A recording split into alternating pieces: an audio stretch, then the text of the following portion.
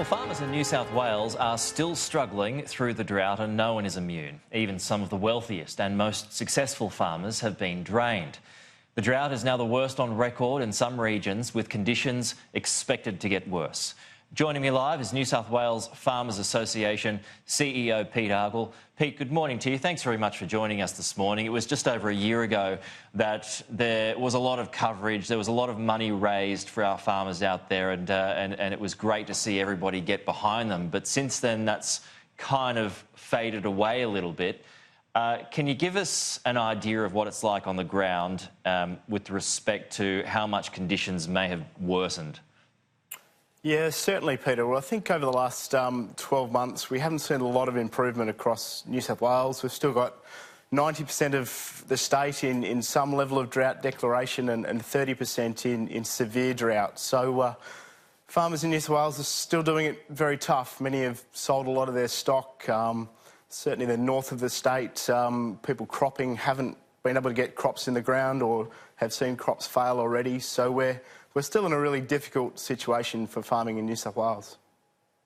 I was reading on the weekend that many of the farmers are only able to get, one good crop every 7 years or so at the moment. So how on earth do they budget for that? How do farmers budget for that? It's a really tough challenge. I think areas of the northwest, you're right, have only seen one crop in the last 7 years, and look, that's not consistent with the historic cycle for those parts of the state. These guys would generally rely on sort of 2 or 3 crops out of 5, potentially one good crop. So what we've seen over the last 7 years is extreme and fairly concerning, obviously. Yeah. The consumer is having to pay a fair bit of this too. I mean, just looking at some prices in Sydney anyway, since 2018, lamb cutlets have risen from $40 to $60 a kilo. Pork belly risen from $12 to $20 a kilo. Beef has risen from $15 to $24 a kilo. How much more expensive do you expect this to get?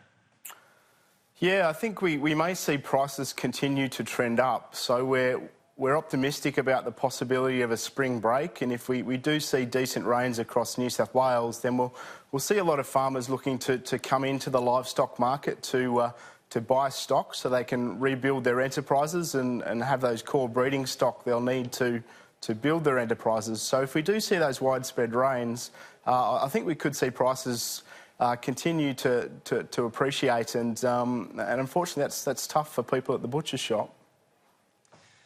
How are farmers, in your opinion, going with mortgage distress? Because after the Banking Royal Commission, a lot of the banks were unwilling to foreclose because of the optics. It'd be a bad look. But how much longer do you expect them to be able to hold off for?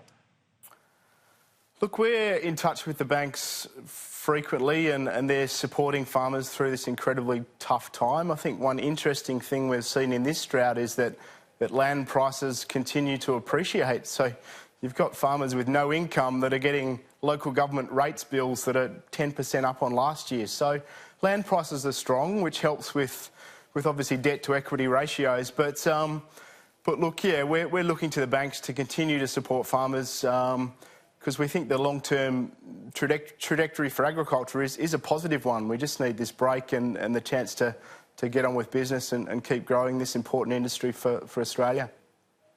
Just finally, do you have any thoughts on Donald Trump and China being asked to invest more heavily now back into the American farming sector? Do you see any issues for our farmers here as a response to that?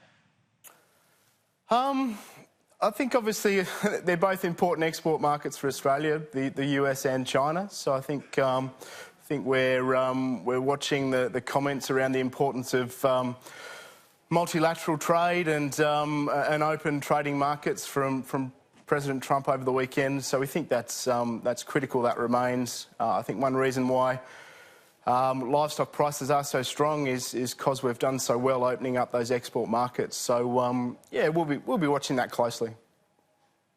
Okay, all right, Pete Arkle, thank you so much for your time this morning, and there was just a lot of coverage on it on the weekend. The drought is continuing to bite, and it's continuing to bite very hard. and I think it's now one of the worst on record, or is the worst on record. So thanks for giving us some insight today, Pete.